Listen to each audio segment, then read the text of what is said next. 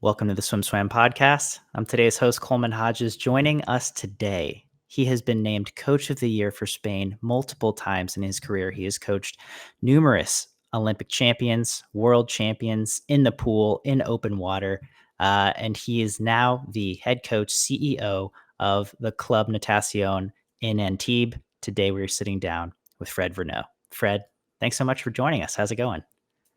Very good, thank you, and to having me. It's a pleasure.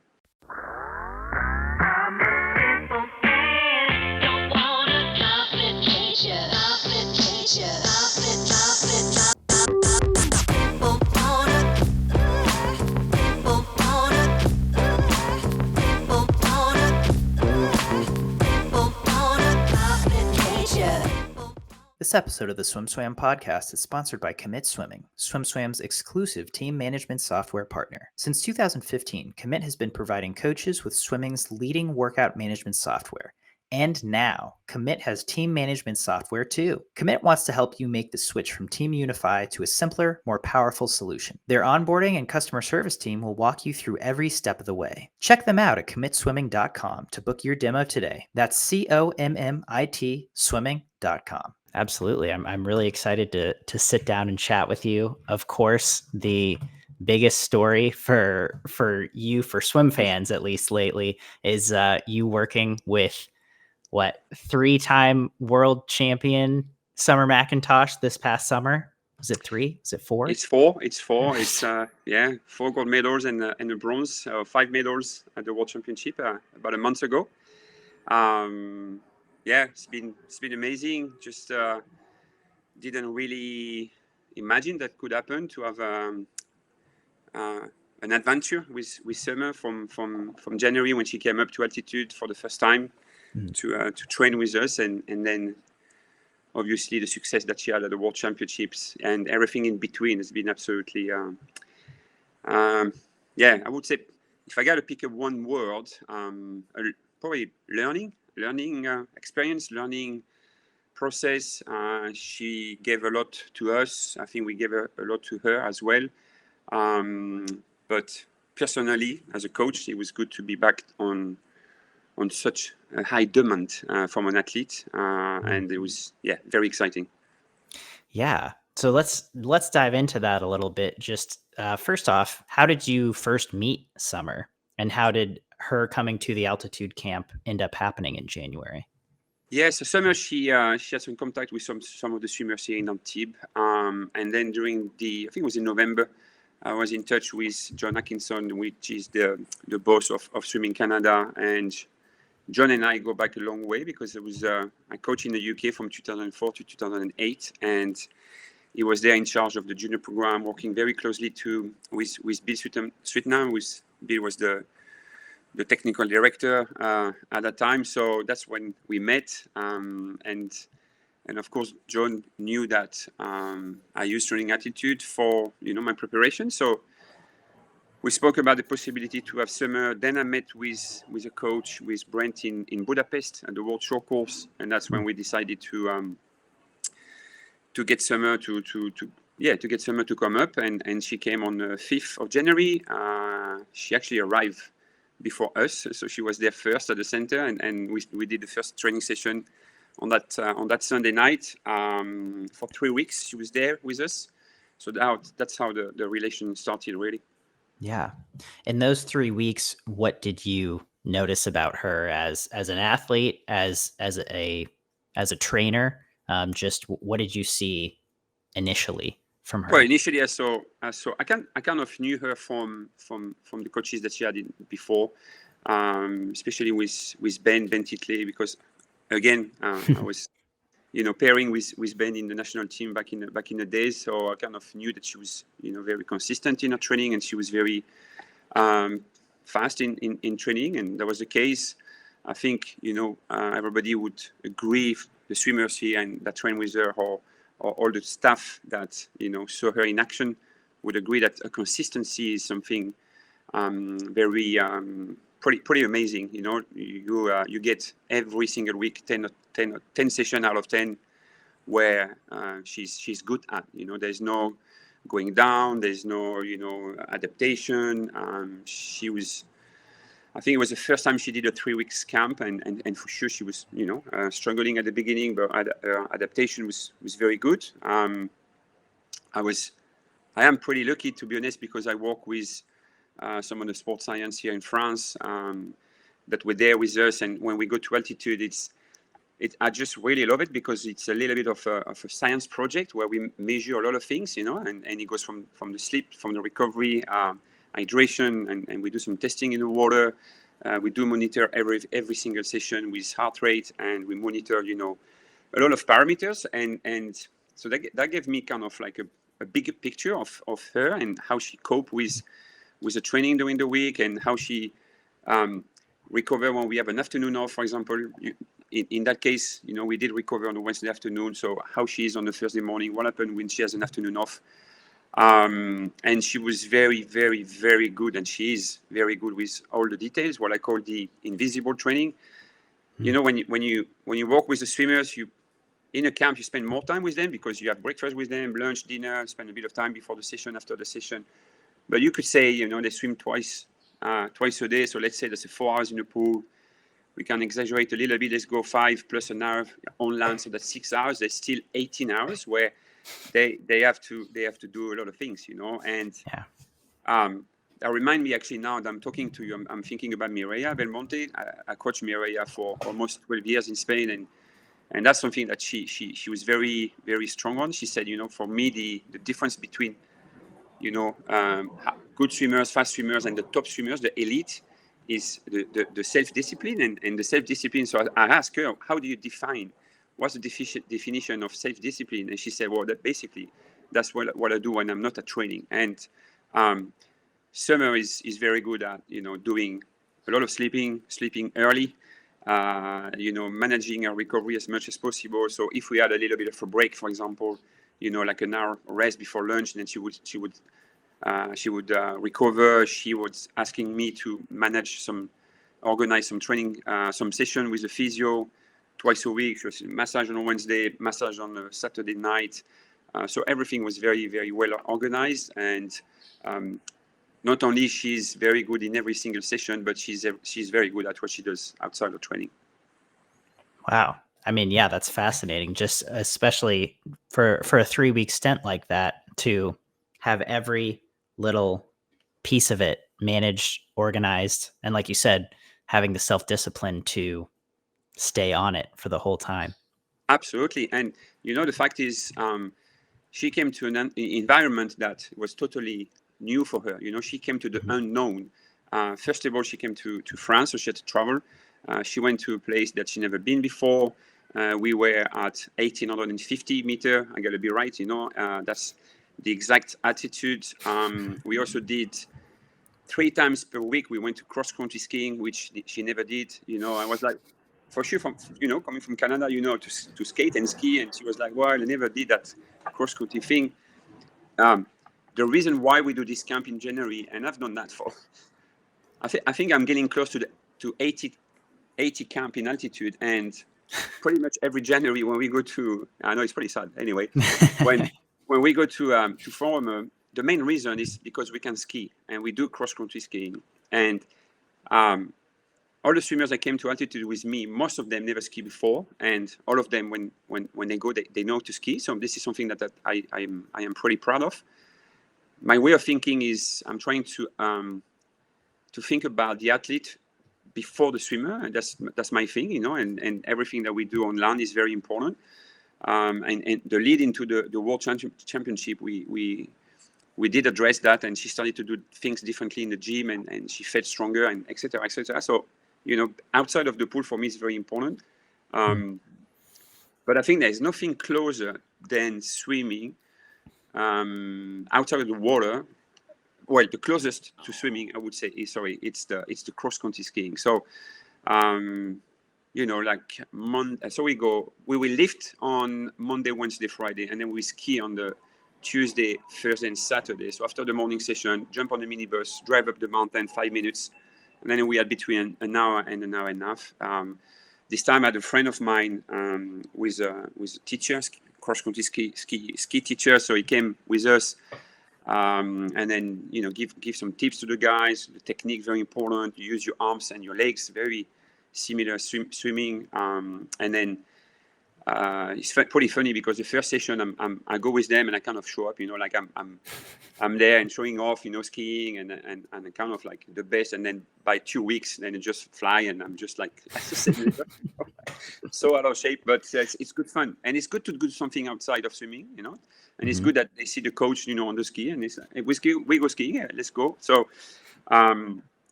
why I'm telling all of this to you is because she was very much outside of a comfort zone, and that's one of the things that did inspire a lot of people here in Antibes. How much she had to go to, a new environment, and going outside of comfort zone is something that not many do, and usually people don't come with us. But funny enough, when we go to altitude, there is always a demand, and people know it's tough. And I got people from Australia that came back in the days, New Zealand, when we would go to Sierra Nevada in Spain. So there is always a little bit of interest from swimmers from all around the world to try to do that. And then with Summer, at the end of the camp, she was like, "Oh, that was, some of the best week of my training," and I was a little bit annoyed. I was like, is that a joke? We've been together 3 weeks, and she was like, no, it was great, and I feel so good. And then so she came back to Florida. She had a very good 800 freestyle because she dropped 2 seconds, went 809, and then she did contact me again, and then that's when we decided that she would stay and finish the entire preparation from there to Singapore.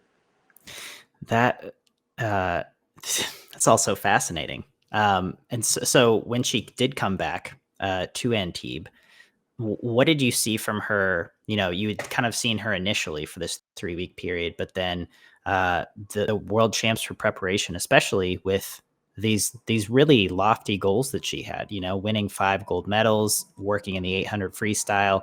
How did you work with her to chase these world championships? Yeah, so it was it was very interesting in many aspects with Summer, and I might forget, but I want to talk to you about the taper. So remind me to talk about the taper, because we did design the taper together. But when she came back from that 809, we discussed about the 800 freestyle, and she said, I think I'm going to do that at the World Championship. And then we discussed about a conversation that we had actually in the camp in Forum about, you're gonna face Katie Ledecky. She's going into LA, and probably she's gonna be, thinking about being the only athlete in history to have 5 gold medals in the same event, and that's the 800 freestyle, And then some of the boys here just kind of laughing, "Oh, maybe you can do that." And so I think somehow in her head, she left the camp thinking that, okay, the 800 could be something that I can be good at. And then definitely after the 809, improving her best time by 2 seconds, I think that was the check, that, okay, this is it. This is what I'm going to do. And I know that, with you, Fred, the work that we do, I can be pretty good at the 800 freestyle. So she came back with that mentality. We spoke about, doing the five events. Summer, when she go to competition, she wants to win. We never, she never talk about, or maybe I'm going to medal there or be in a final. It's like the highest standard of what you can imagine. So it was very clear. And I do admire that an 18 years old has such a clear vision about what she wants, and she also expressed that. Some of the athletes don't really talk about, what they want to achieve, and the goal of the 5 gold medals was very clear. She was talking about it. It was no problem. She's extremely mature in that aspect. So we just did carry on, with the preparation. We had a camp again back in May. We went back to Forum for 3 weeks. In between, we did a little bit of testing. So some of the sets that we did in Forum, I kind of took them back for the second camp in May, and just to see where we were. In between, we had also a little bit of testing. And then it was very interesting because when she went to the trials, we didn't really taper. So it was like let's call it, I don't even know how to call it, let's call it like a 75% taper. She was fresh. And then I traveled there. So I arrived the afternoon of the final of the 400 free, so I could see a world record in the 400 free, and I was there with her for the competition. But it was just it was very impressive to see her swimming that fast. For sure, the environment was different, and when you go to the World Championship, so she could be, I would say, swimming with more freedom, if that makes sense. Yeah. It was beautiful. The stroke was beautiful. She did a few mistakes. The 2:02 in the 200 fly was, the last turn wasn't great, and then taking some breaks going into the finish. So it was amazing, and what really struck me there at that time, it was the high demand again that she has on herself and on her goals. And it was so funny because when we talk about, she broke the world record in the 400. She goes at 3:54.18, and then the conversation that we had just before she was swimming down, it was like 5 minutes after, she was like, and I'm kind of the same. We were talking about, oh damn, that was close to a 3:53. Like we didn't even we didn't even celebrate the world record that we were talking about. Why you didn't go 3:53? And that's the swimmer she is.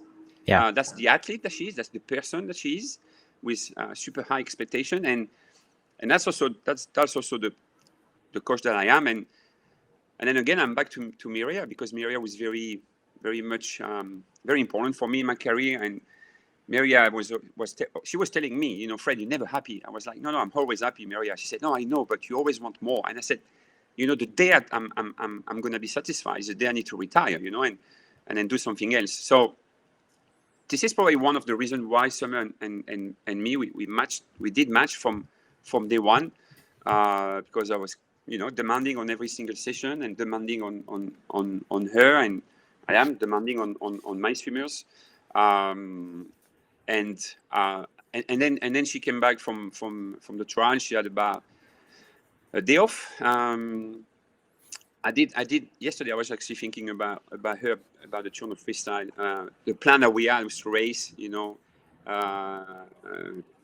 The meet was a 5 days long meet, and we said, okay, we're going to do 4 days, and then on day 5 you don't swim, and you're going to start training. So the last day of the competition in Victoria, she actually trained. She swam about 6 kilometers in the morning, six at night, and that day I was like, Wow. I was like, why I didn't put her in the 200 freestyle?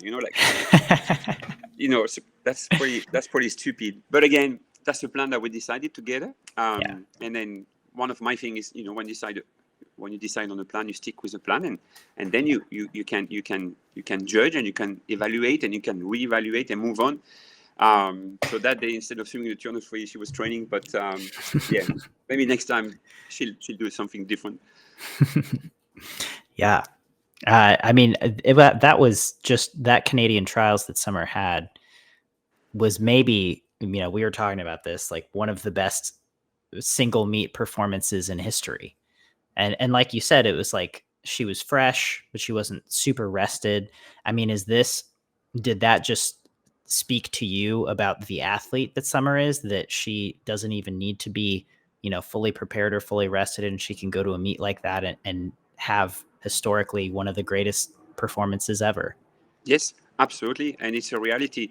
And that's the type of swimmer that she is, doesn't need to do too much of a rest. Mm-hmm. Some people will say, well, if I would go back, I would do exactly the same or whatever. For me, that's BS. It's like, if I could go back, I would change a lot of things. First thing, we talk about doing the 200 freestyle. Second thing, I would probably keep her 1 more week in altitude. Why I would do that, and I'm giving you some of my secret, but when you stay an extra week, when you do 28 days of altitude, on the last week, in some of the aspects, especially the blood aspect, you gain the exact same as the previous 3 weeks. So the investment of an extra week give you the amount of 3 before. So that's the sort of thing that we do with Summer, an extra week in altitude, go straight to Victoria, don't go via Toronto, and then see what she can do. Probably, I don't know, swim faster, swim the same, swim slower, I don't know, but that's the sort of thing that I would think about. And also because Summer, she doesn't really need to race a lot. She's young. She just turned 18. That's about 2 weeks ago. But there's no necessity. It's not necessary for her to race that much. Just because she's so good in training that what she can do in training is good enough. I've seen her, and now I can show off a little bit. I've seen her, doing a 53.9 dive, finishing a session going 155.40 on a freestyle. One of the set, and again, yesterday I was thinking a lot yesterday about summer, because I was, thinking about you guys also in the interview, and I'm gonna put like the top 10 set of Summer McIntosh. I'm gonna keep that for me, but it's difficult to actually start.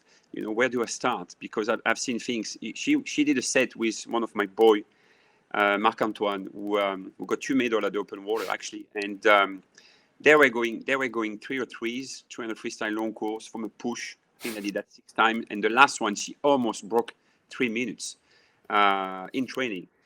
So when you do that, you don't need to go to a meet every 2 weeks and just to practice, and then I'm gonna do that, and then in 2 weeks time, and then the taper, and then this.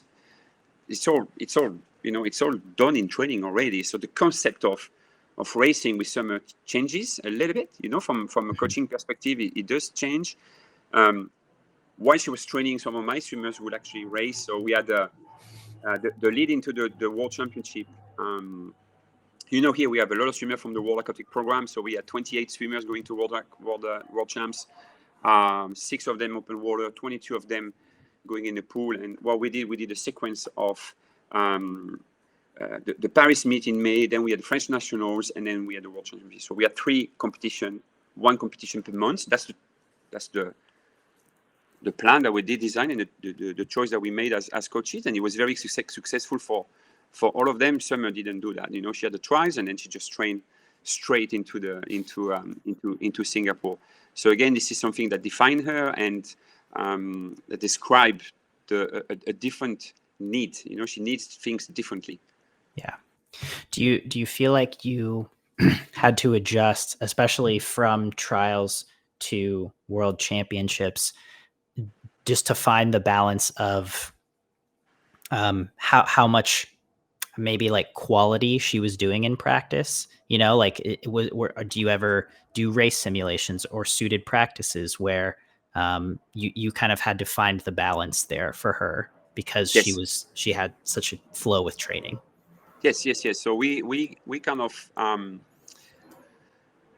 went to, let's say that from when she came back after the 809 to the trials, we swam roughly around 70 kilometers per week. So she would do 7K a session. Sometimes it would be less because she would swim only 9 sessions. Sometimes it would be exactly, I think her biggest week has been 72.4. I can double check if you want. But then when we went into that preparation, what I call the final preparation, I don't really like to call it a double taper. I think the British guys, they use that, or the Australian, they talk about double taper. I think for me, the challenge was, we got 6 weeks. What can we do in 6 weeks? And we need to do what we did in the past 6 months in 6 weeks. That was the challenge. So we look into obviously the quality. I would say that the phase before, at least once a week, we had a suit on, if not twice a week. So we went from 2 to 3 times per week, practice the race warm up, then just pace work, back end 100 speed, of course 200 speed, and then 400 and 800 speed. So a lot of sets were actually a mix of all of that all together. What I didn't say about the 300, it was actually a dive 100 max, and she was diving 56 or 55, and then a push 300 6 times. So it was a little bit of lactate before the holding the aerobic. I would say probably if we were in Australia, they would call that a removal set.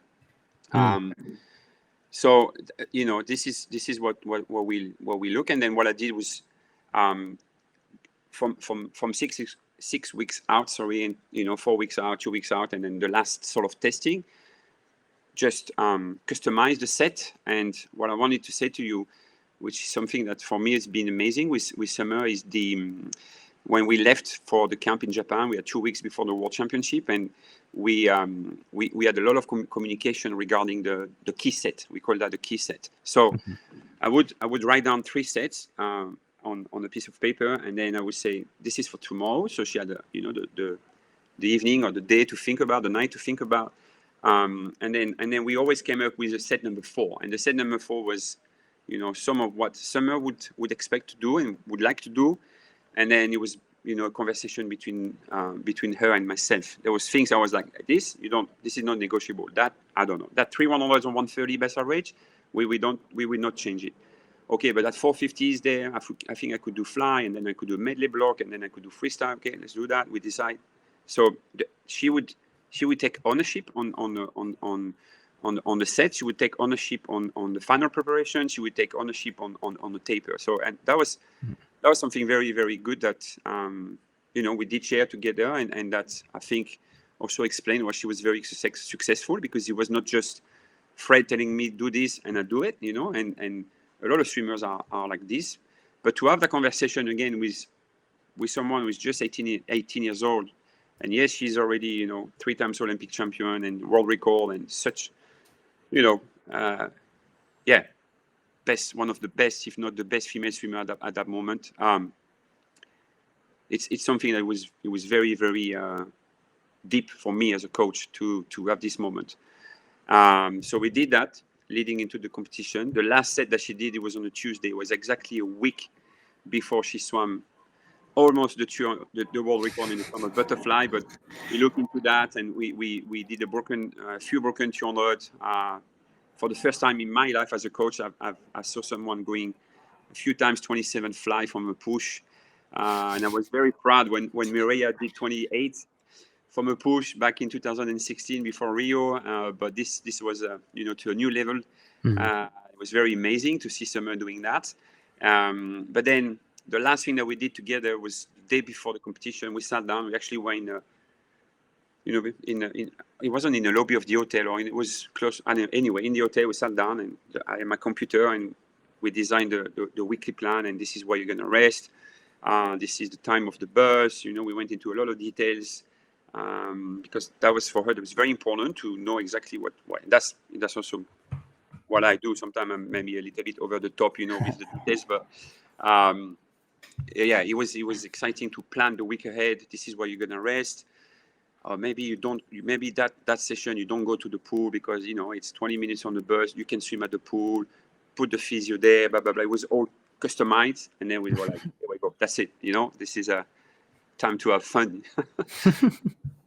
That's so exciting, and I'm getting chills just thinking about all right, this is our final meeting. This is how it's all gonna go. And I know what happened, but just like, oh man. So it was special. It was special. And as I said to you, this is the sort of thing that I'm trying to implement as much as possible now. That conversation with the swimmer. I do that with, for example, some of the boys here in Antibes. Marc-Antoine is 32 years old. He just had a baby in the summer, just before he went to the World Championship. And when you have a conversation with someone who's, a dad and has such an experience, that's pretty normal. But again, someone like Summer, he was showing the maturity that she has. And again, the high demand that she put on herself and the high expectation that she has. Simple as that. Yeah. No, absolutely. I mean, it's coming through with everything you're saying. I am curious before I ask you about World Championships itself, from coming off of Canadian trials where she had this incredible meet and then going into this, you kind of said we had to condense 6 months of work into 6 weeks to try to make her better. Was there, as a coach for you, was there fear there, or were there nerves of like, I don't know if she can be better than that? Look, I'm going to tell you what I think I said back in 2016, and maybe I'm going to sound a little bit, I don't know, not selfish, but maybe arrogant. But it's the exact opposite. She makes everything a lot easy. She makes everything easier, and I really allow myself to compare to the World Championship now in Singapore with the Olympics in 2016 with Mireia, where everything was under control. Mireia was on control of every single aspect of the competition, and the day of the final of the 200 butterfly, we decided to go to different pool, and we got lost, and we were walking, and I was like, Fred, what are you doing? Why she's walking now, half an hour to go to the pool. We get to the pool, she swims. When we go out of the pool, it starts to rain and it gets cold, and we have only one t-shirt. You're in Brazil. We arrive at the village, and it's 1 o'clock, and we're supposed to have lunch at 3. Remember, the timing was late, and I'm like, why we have lunch now? And on the plan it says like 3:30 or whatever. The whole thing went to a place where I'm like, I was like, you're so stupid. Like, we've been working 4 years for that, and now you walk in the rain and this and that. But Mireia was so strong that nothing could happen. And again, it's not being arrogant, but I kind of knew inside that she would want that 200 butterfly. I have to say that when I watched the final, I was next to Michael Ball and Nori, the Japanese coach. And it was one of my top 3 moments as a coach. To share that final was amazing, and I was scared that Maddie would beat Mireia, because she won by 0.3, which is about 4 centimeters. And until the touch, I watched the screen. I was like, oh my God! And I found myself under such an amount of stress. Even if I knew that she would win, deep inside, the night before the final, I didn't sleep. I couldn't sleep, and the night after, I couldn't sleep as well. So there is a lot of pressure. There is a lot of tension. Maybe there is fear, for sure. There is fear, but we try to. That's something that I learned not too long ago. That fear is a great motivation, actually. And when we went into the World Championship, I was confident that Summer would be successful, and we knew that the 800 would be the biggest challenge for her, for me, for I guess, for everybody. That was kind of the unknown, to race. Ledecky, the improvement that Lenny did from the trials into the world was amazing. That race was just fantastic, and I can say that final I was scared a little bit before, during, and a little bit after, but when you see Summer in training, and I'm sure some of the staff in Canada, Tom was with me at the camp in Japan, doing the video analysis and helping me with the lactate and stuff. He was like, she's gonna win this. We kind of knew, she's just on a different level. Yeah. I mean, yeah, and like you said, heading into the meet, in 4 events, she was the heavy favorite, and that is how that played out, right? And then the 800 was the race of maybe the decade. And maybe actually, maybe I'm this is me talking as a Fred, not as a coach. I don't really like this comparison myself, it's just one of my thing. But like every single coach that talked to me at the World, and friends, and some my brother, who is is crazy about sport, is kind of my memory. He has such a good memory. I every day ask him stuff. They say the same. They say the same. That race was unbelievable, and I didn't watch it again. I'm gonna wait. I want to wait for me to find the right moment to watch it again, and again to try to understand more and try to learn even more as a coach, from that experience. But I'm gonna keep that for later. I'm still enjoying, what happened, and the whole 8 months with Summer, and the camp in Japan, and the amazing team of Canada, the support that we got from everybody, the staff, the coaches. It was just everything was so positive, that I'm trying to live a little bit more on that. That's fair. And how do you feel like World Championships with Summer went overall, especially considering that she won 4 gold medals. She was really close to that 5th one. She had some crazy highs, right? But then also there were some moments where it was obvious that she didn't meet her goals. Yeah, absolutely. I think, she said straight away, I want to win 5 golds. So she didn't achieve that. She won 4 golds. and then the bronze. And that's for her. It's we can say that she didn't achieve a goal because that's just a reality, Yeah. But then at the end of the day, as you say, 4 times gold medal. And I don't know if there's many world championship where swimmers. I like to look at. I need to look at the stats, but overall it was an amazing competition. I think what we discussed after the 800 freestyle was probably this summer you're going to learn a lot more from the 800, from that bronze medal, than from the 4 gold together. Does that make sense? Yeah. Her as a swimmer and going into the future, she had the capacity to move on, and a reaction after the 800 was quite again amazing. She was pretty pissed off. I was also a little bit pissed off, and then she was just like, okay, let's move on. Yeah. She dove in, start to recover, and then again, back to the plan, back to what we got to do. Recover, do this, your drink, the massage, back to the hotel, food, sleep, and then again into the 400 IM. So very, very professional on that side. I think many athletes would have, had suffer a lot more from that, but she had the capacity to, move on. That was very impressive. And I'm going back now to the tries where she swim. I think she goes 8:05. She's a 0.95 away from the world record. Yeah. Last 50, a little bit slower than the last 50 of Kati Ledecky. Last 50, Kati Ledecky, she's so fast. So somehow she's still not there yet to break the world record.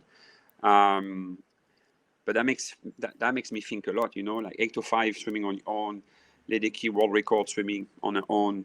Again, no disrespect to anyone, but it's just a reality, But then it's a different context, it's a different situation, different environment. Summer at the trial, she was just, I would say she was just, playing around and coming at the pool, like normal day, do the warm up, put the suit on, hey, here we go, boom, world record, recover, goodbye, tomorrow. It was a lot of fun. It was easy. It was nice, and we were laughing. She would give me a hug every time she broke a world record, and I was like, okay, well, I only get a world record I only get a hug when you do a world record. So it was kind of the joke, of the meet.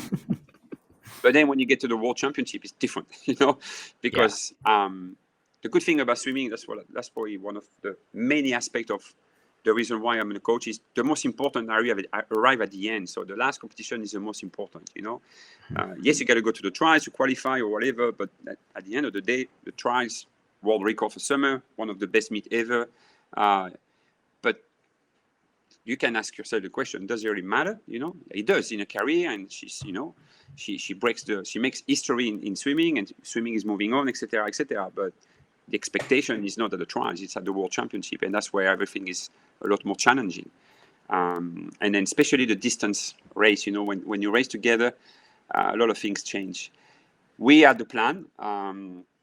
So it was that's something I really wanted to say, because it was for me, it was also so nice to work with the French team, to work with Canadian team, to work, with my friend from Spain. I'm still in contact with, so I would receive a lot of information from the biomechanic and the sports science.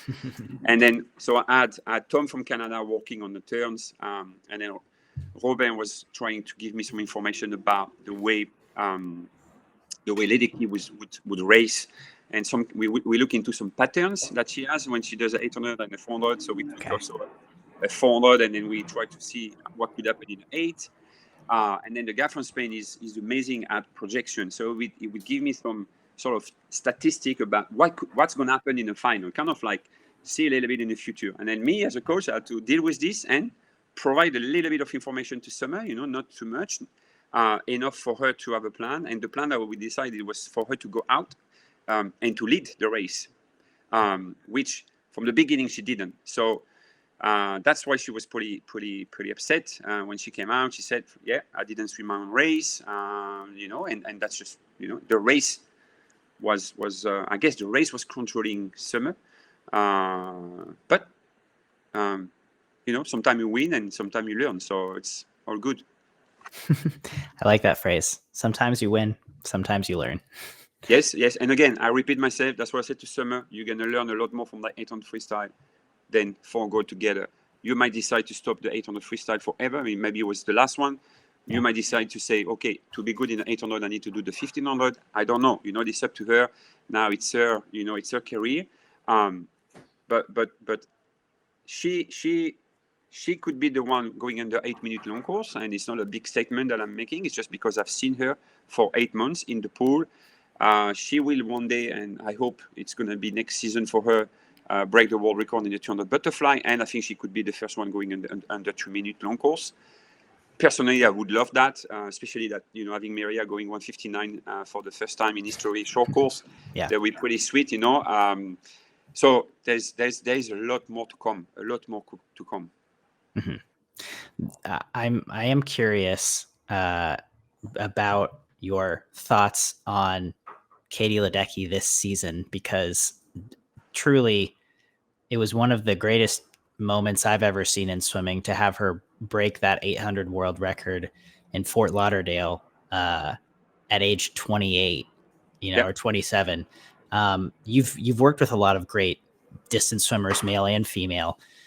What do you think when you see, you know, a woman who has been great since she was 15, winning Olympic and world titles, and then to go a best time again at 27 or 28? Yeah, it's amazing. It's so positive for the sport of swimming. It's probably something that swimming needs. You know, we were very lucky to have Leon, winning the 200 fly, the 200 breaststroke, the goal in some event pretty tough. You know, for Nayam is tough. I think swimming needs that, and the longevity of Katie Ledecky, the you know what I love in sport? I love like when it's always the same, the win. I'm a little bit boring with this, you know, but you know, the Michael Jordan and Michael Phelps and Michael Schumacher and Lionel Messi. I would like these people to be there for like, you know, 20, 30 years, but it's not, you know, it's just that doesn't happen. And of course I wanted Summer to win the 800 freestyle, no question about it. But when I saw the world record, I looked at the race a few times. First, I saw that she probably worked a lot on her kick. I think she worked on a turn, but from my perspective. I also think she did work a lot on underwater. So basically, and the stroke is smoother than before. You know, she used to, I think you guys in America, you call it the gallop freestyle, maybe? Is that correct to say? Yeah, the gallop. Know? Yeah. So I think she was swimming a little bit smoother. You know, it was more...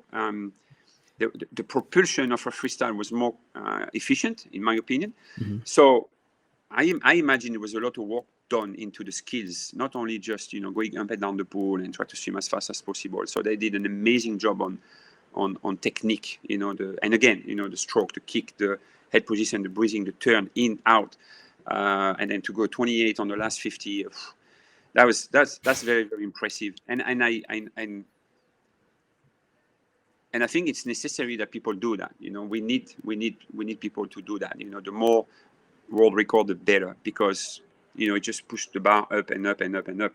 And when I was in Singapore, you know, for the first time, I could really have a little bit of connection with Katie Ledecky, and for me, you know, I saw her in 20 in London, 2012, and Mireia was there in the 800 freestyle, and I have a lot of story for you on the 800 freestyle of Mireia. And it was like, I was like, you know, wow, she's on the podium with Katie Ledecky, you know, the Ledecky, the Phelps. And then at that competition, it was a little bit more, you know, I was a little bit closer to her and congratulate her. And that was, for me as a coach, so it was nice, you know. I think she brings a lot of respect into the swimming community. That's the role model that you want. You know, Summer made a lot of positive here in the club, you know, especially, you know, the younger kids, when they would come to the pool and look, you know, what happened. And, you know, some of the sets where, you know, she was swimming faster than the boys. And I think it was very, how do you say, humbling for a lot of them, just to see, you know, what the best do on a daily basis. Because I don't know what Katie Ledecky does on a daily basis. And I can just see when she breaks world record and win medals, But the fact that Summer was here, I could see, and the fact that Summer was racing Katie Ledecky in Singapore, so I could also see a little bit of what she would do, and yeah, it was very, very special, and I wish that she's gonna carry on progressing, because she's gonna make the rest of the swimmers progress and become better.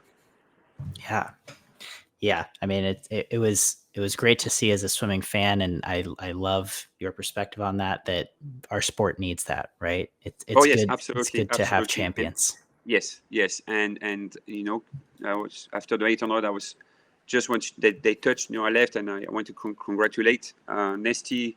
Same, like I know him for a long time, and you meet him on the competition, and when you go to the meet, at the end of the day, you go to race and you go to win. You don't go to. It's not like a social thing, so you don't have, you don't have like a lot of connection. You can have some question. Hey, how are you? What about this? What about that? Like with Dean from Australia, I was always asking me. I said, "Oh, you need to give me a set of a back-end speed for the 100." And then the day after, I'm like, "Dean, do you have a set of the back-end 200?" And I was just laughing, but you don't really exchange much, Yeah.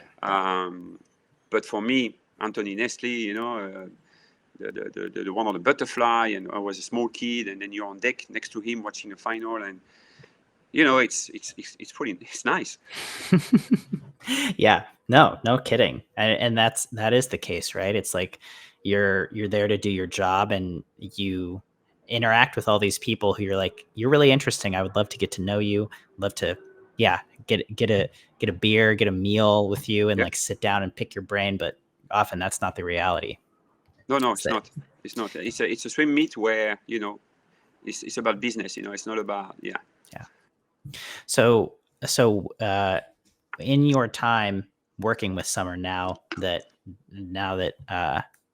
it has happened, do you feel like, I know you said that she made things easy, as an athlete and as a coach, but do you feel like there were challenges for you as a coach, or things that you had to push yourself, or ways she pushed you as a coach?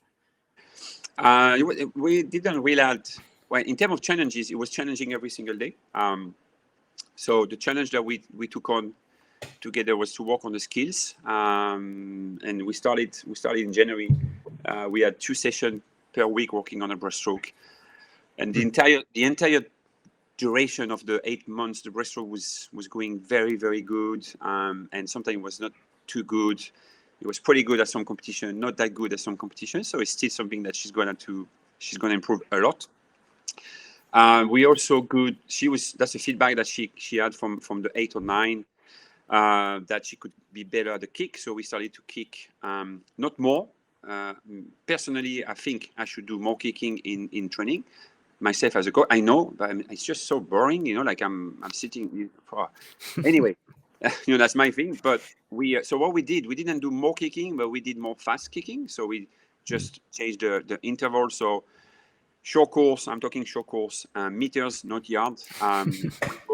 We kick on a 130 turnaround, so that was pretty solid. Some fast kicking going on. The thing that we discussed a little bit was the underwater, but I think we didn't invest enough on that, and I'm convinced that she's going to become very, very fast underwater, and a room of improvement in that aspect, in that, as you say, in that moment of the race. That's going to be key to a success in the future, no question. And then what we look at is also the strength. So the strength we changed just before the trials. So we went to a different strength program, and we did implement also some work on the bike. So we had a little bit of cardio. I didn't really want her to swim too much volume, so we kind of compensated with a strategy that we use here. And I learned from the triathlete. I'm also coaching a little bit of triathlete, by the way, sometimes. But we had some session at the training center with some bike, and using the HIIT strategy, twice a week, 3 times a week. So like a few things that we did implement that were demanding, because it is difficult. It's not nice to bike when it's super hot. But then again, with the backup from the science guy, and the knowledge that we have in terms of the plasmatic volume and what's happening with the cells when you increase your plasma volume, especially with the profile of summer. That's the sort of thing that we look at. And then, as I said to you before, in the 2 camps, we had to do similar set, exactly the same. So the 36-100, actually it was 37, but anyway, 36-100 that we did in January, we did again in May, just to test out. So when you do such a difficult set, it's a 130 base max. Every single one is hard. In altitude, it is demanding. And when I imagine when the coach says we're gonna repeat tomorrow, and it's like, whoa, I know what's happening there. So it was tough.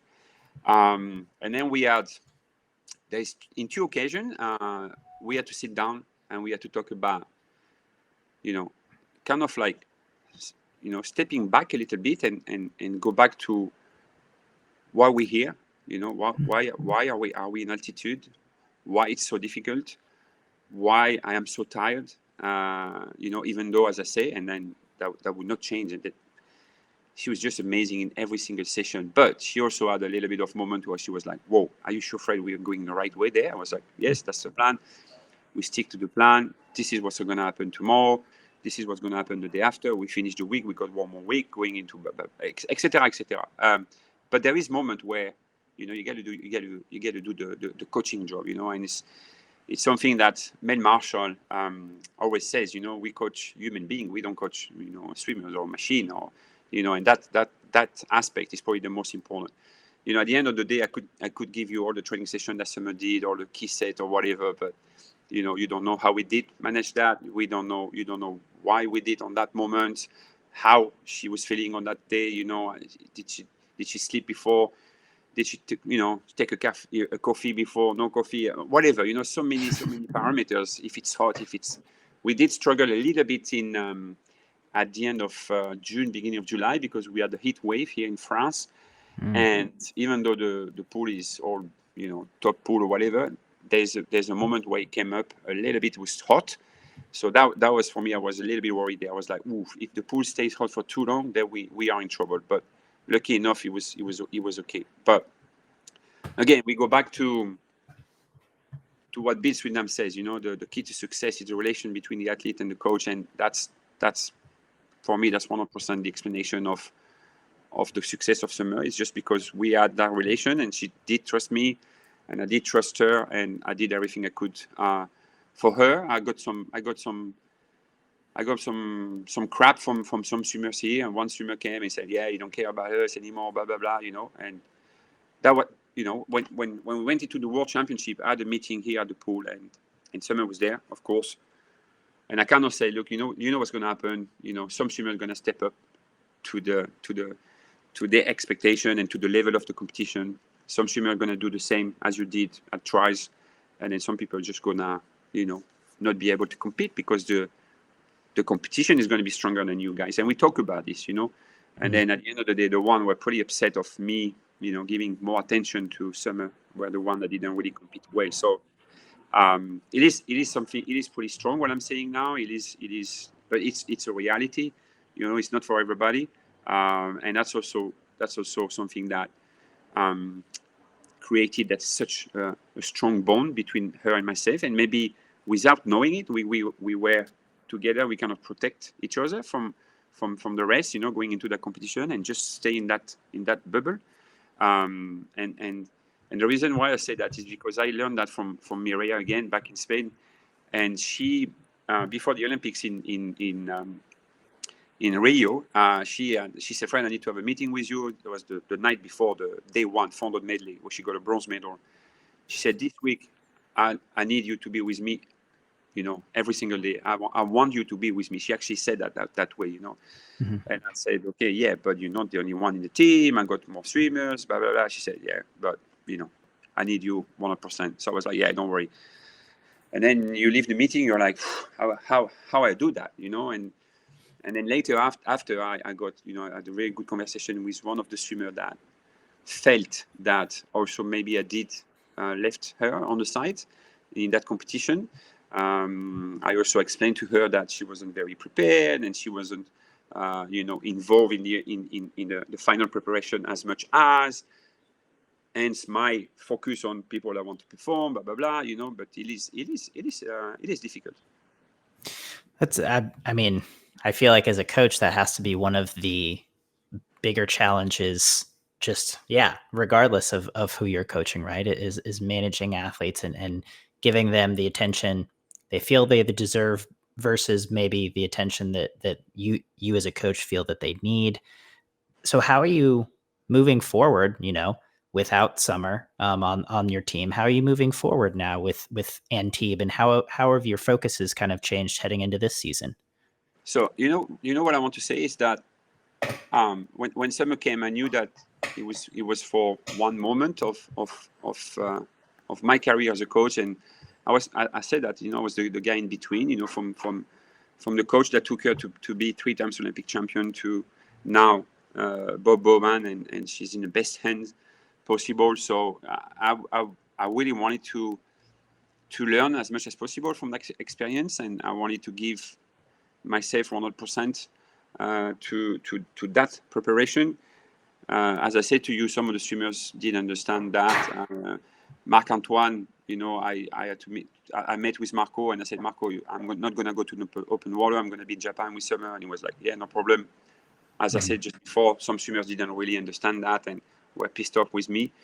But, if you talk about performance, it's just the way it is, We were swimming is acting very much as a professional sport, but we still not called a professional sport. And in professional sports, this kind of decision are made on a daily basis. You play football, you're not fit, you stay on the bench, and you don't even discuss that. You don't go to the coach and like, oh, you don't like me. No emotion. It's pure, performance. So we still need to learn a lot in swimming in that aspect.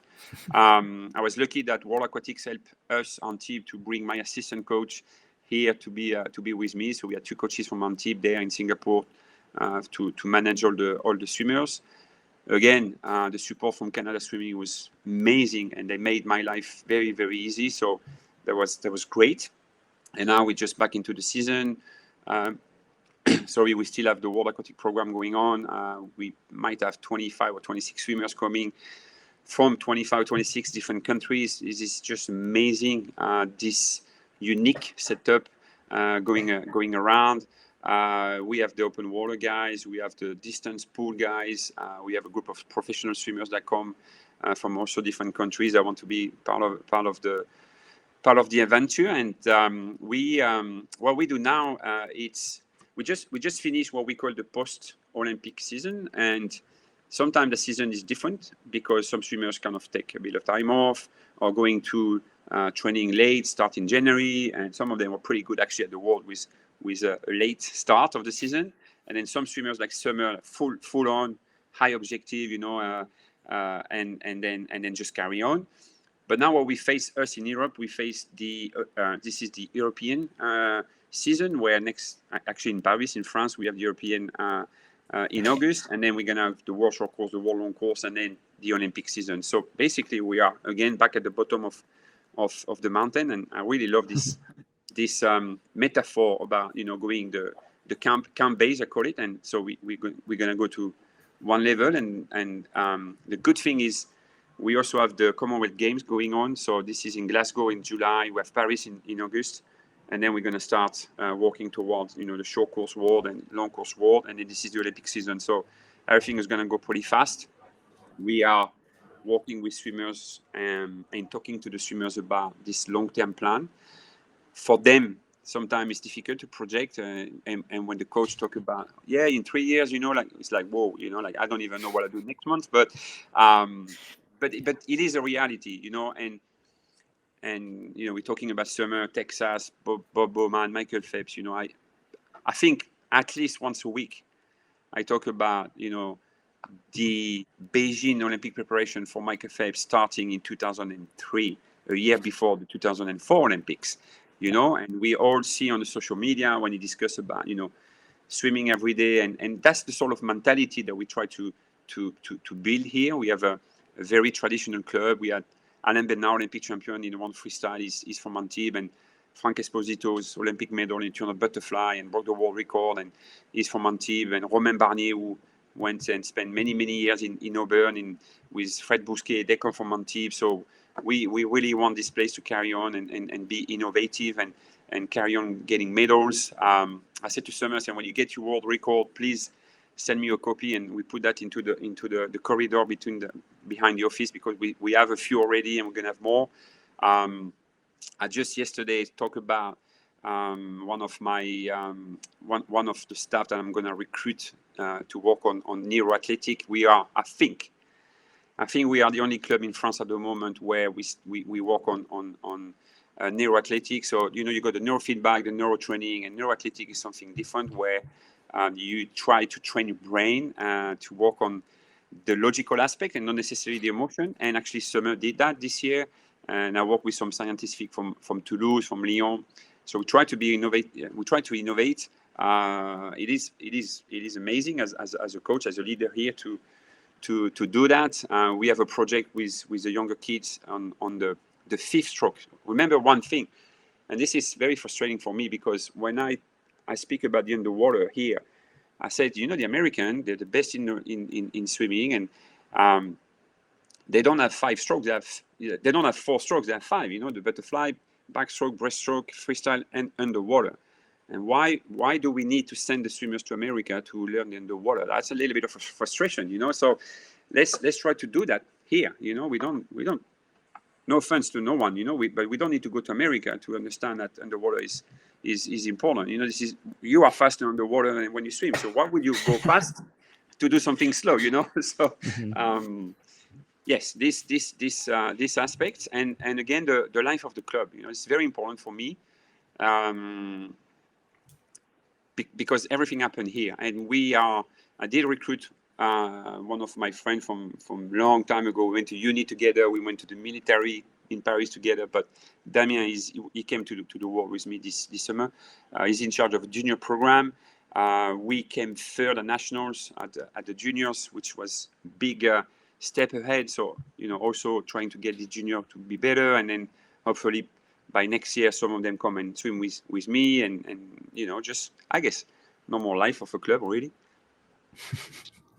I mean, hey, that sounds great. Yeah, I like that phrasing of we just got through the post-Olympic year. We're at the bottom of the mountain, and next 3 years we're just going up and up and up. Yes, and it is that's the way it is. How you do that? For example, we're gonna do instead of doing 2 camp in altitude, we're gonna do 3. So we start in October. We're gonna send some swimmers in altitude already, and then we do the classical ski thing in January, and then the one before the meet in Paris in the summer. But that's what you got to do. You got to plan ahead, and I'm sure all the coaches around the world do the same. And then at the end of the day, you want to be at your peak in LA. Yeah. Well, I mean, Fred, thank you so much for taking the time to sit down and have this conversation. It's been awesome. Thank you very much. I could be here for ages and talk to you about a lot of things, and I want to say thank you for the opportunity that you gave me to share. I am a big believer of I think the way you progress as a coach is to give your knowledge, and this is why when I get the opportunity to talk about what we do, and there is a little bit of things that I don't share. I'm not going to share everything, but I think this is how we can improve. And the reason is because if I give you my knowledge, then I'm going to have to reinvent myself, and it's very much of a challenge, and it is difficult. And I strongly believe that it's within the difficulty that you can find some solutions. So if you stay doing the same thing, maybe you're going to go in circle and you're not going to progress as much. And it is difficult. And now I'm 52. I'm not as young as I used to be. As I say, that when I go skiing, they kick my ass, and 20 years ago it wasn't the case. But you always need to reinvent yourself. And something maybe to finish off is the fact that I learned a long time ago that when you start a new season, it is a new season. And whatever Summer is going to do, it is a new season. Whatever Marc-Antoine Olivier is going to do is a new season. Whatever Léon Marchand is going to do, it's a new season. And I think you don't want to do copy-paste from what you did in the past. So that's maybe a little bit of piece of advice, for the coaches. Make sure you always start from zero.